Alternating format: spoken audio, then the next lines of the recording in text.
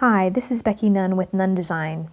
I'd like to show you how you can use epoxy clay in a two-part resin with colorant added to create pieces that look like this, almost porcelain-like. What you'll need is some epoxy clay, and I'm working with white, so I already have a part A and a part B of equal size balls pinched out, and I've already followed the manufacturer's instructions and have blended it until it was no longer marbled. You'll also need a couple of toothpicks.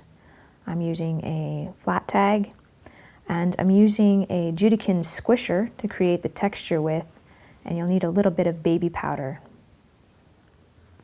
With your mixed epoxy clay, you're going to want to pull out or thin out a little piece of it and start attaching it onto your flat tag. This takes a little bit of time, so be patient. You have plenty of time to work with the epoxy clay. Once the two parts are mixed, the part A and the part B, you have 90 to 120 minutes before the epoxy clay starts to harden.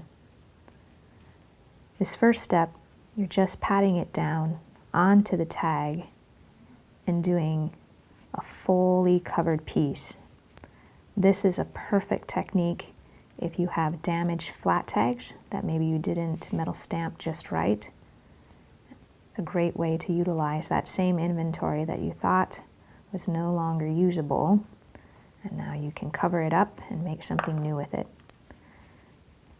I'm pushing the clay down so I have a sort of level surface. I'm not so worried about that hole because I'm going to come back in and create that hole again with my toothpick. But I'm pushing down with my thumb and trying to get a nice, flat, even surface onto the piece.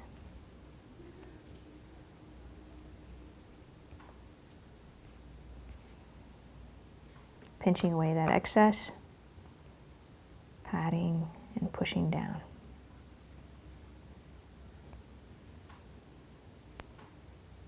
When I'm working with the crystal clay, I typically always have a wet wipe right on my lap. And the reason being is because I just have a handy place where I can always grab it and wipe off my fingers. Because as you're working with this clay, you're going to start to get the clay on your fingers and it will get onto the metal surface on both sides. So by having the wet wipe handy, you can just make sure that you're getting that residue off of your fingers and off of the clay. Excuse me, off the sides of the metal and off of the back of the metal. Once you have your piece fully covered, and you might want to spend a little bit of time just making it just so, you're going to take your toothpick, and we know that the hole is going to be approximately right there. So you just poke it through. See how that nice hole is now there? The back side, you're just going to trim away that excess. You might want to use your wet wipe to clean up that area. On the other side, we know the hole is approximately right there. Just press that through. You have a nice little hole, and you wipe away your excess.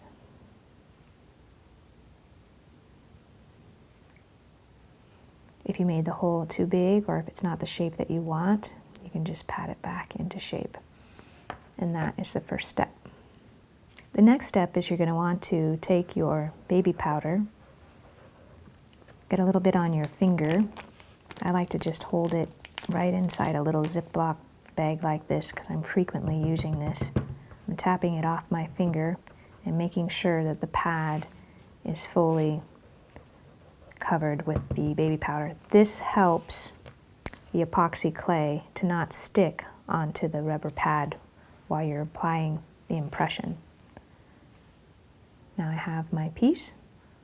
I place it down on the pattern of my choice and then slightly press down.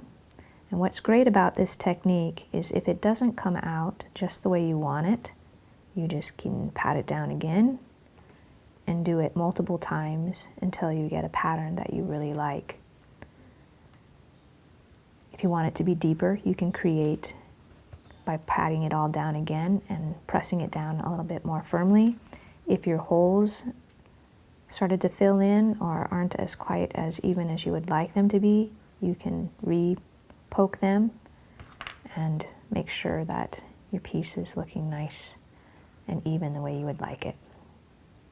This is the second part of showing how you can take the epoxy clay that we just texturized and adding a colorant to a two-part resin to create this look that you're seeing here.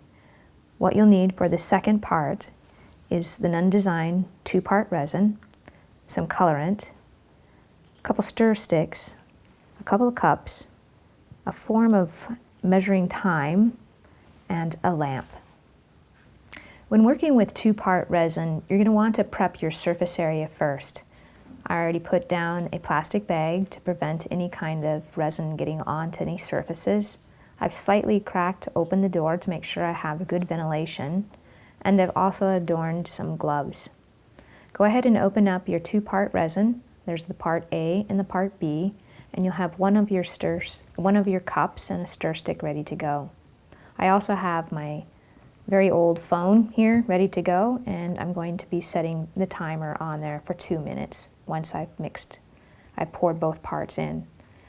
So I'm going to fill up the first part to the 1 tablespoon mark. And in order for me to see this fully, I like to get down to eye level because this ratio of 1:1 has to be spot on and exact. If it's not a 1:1 ratio, the piece will not completely cure and be slightly tacky. So I'm just bringing it right up to that one tablespoon mark with the part A, and now I'm mixing the part B in all the way up to that 2 tablespoon mark. Tiny bit more, and perfect. Now go ahead and screw back on the top of your part A firmly and your part B firmly. And you can see that I got a little bit on the table. I can use a wet wipe to clean that up. I'm just constantly making sure that my work surface stays nice and clean. Then I can take off one of my gloves so I can get to my phone. There's my kids. And I've set my timer for 2 minutes. Now I'm going to use my stir stick. Yeesh, don't want to get it near there. And I'm going to gently stir for 2 minutes. I'm scraping the sides and blending that part A and that part B together. This is a very full cup, so I'm just being careful and stirring as best as I can without spilling it over the sides. And there we go. There is 2 minutes. And now I am fully mixed, and you can see that there's some bubbles in there, and that is just fine. The next step that we're going to do is we're going to use our handy dandy little light that I put down on the floor for that last bit, and we're going to bring our light up, and we're going to set our time for 5 minutes now, bringing down the light as close as we can because we want the heat of that lamp to get on or as close to that resin. And we're going to set the timer for 5 minutes, and then we're going to let that sit. And the air bubbles will rise to the surface, and they will pop on their own prior to us doing the next step. After the resin has sat underneath the lamp for 5 minutes, I off-poured the mixture into some smaller size cups so that I can mix different colors within that big batch of resin that I had. But you can see that the bubbles have gone after sitting in underneath that lamp for 5 minutes.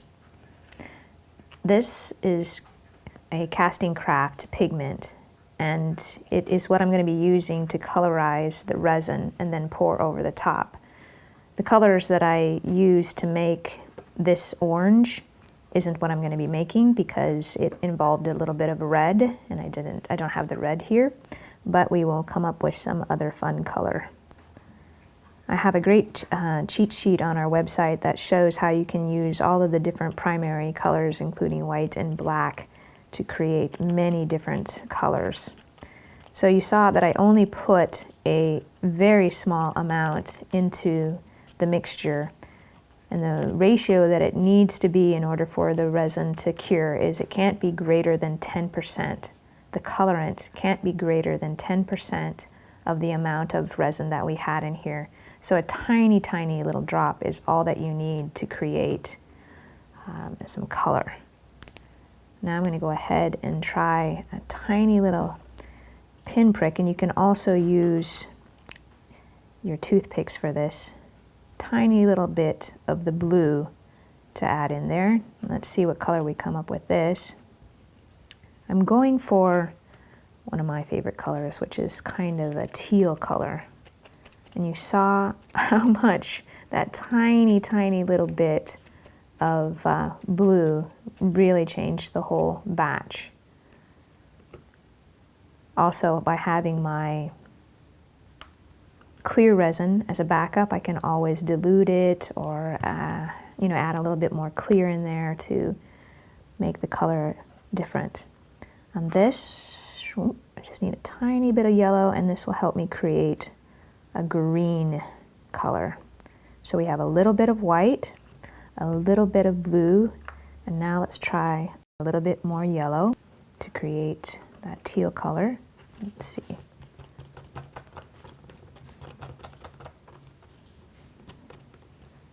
And I'm getting pretty close to that teal color that I'm looking for.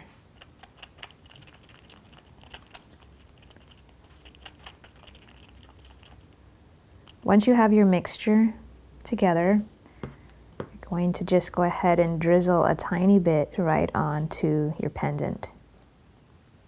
And I find when I'm working with resin, it is always best to under pour and come back in and add some more color. Using a clean toothpick, you can just move the resin around and bring it over to the side edges. The two-part resin Nunn Design offers is a doming resin, and it just wants to know where that side edge is, and then it will not go over that side edge. So I'm just bringing it to the holes and just showing the resin where the edge is.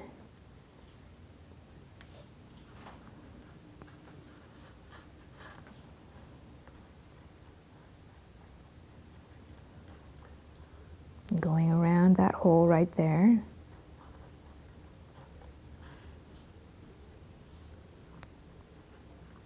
And then down on the side.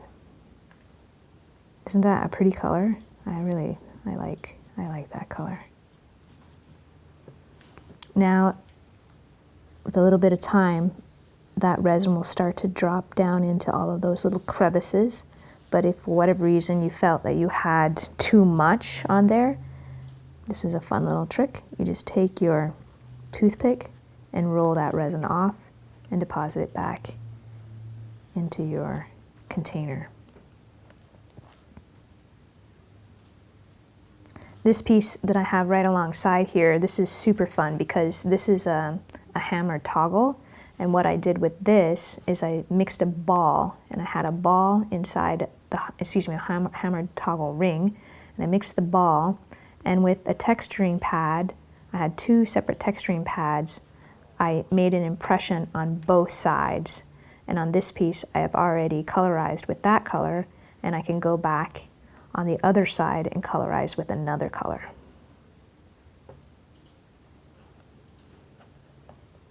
Creating a double-sided pendant that can be either a pendant or a charm on the piece. And that is how easy it is to mix a two-part resin, add a little bit of colorant, and apply it over to the top of a epoxy clay to create this texturized look.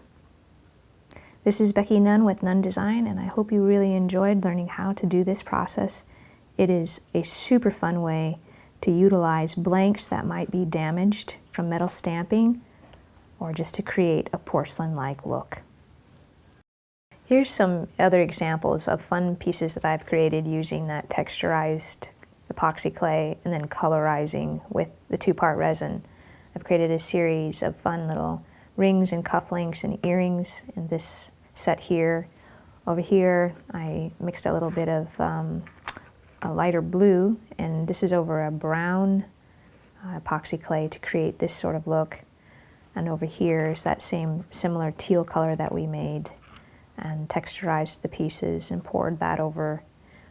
And to see other videos that we would have, you can learn how to make a sculpted relief, such as we're seeing here and right here.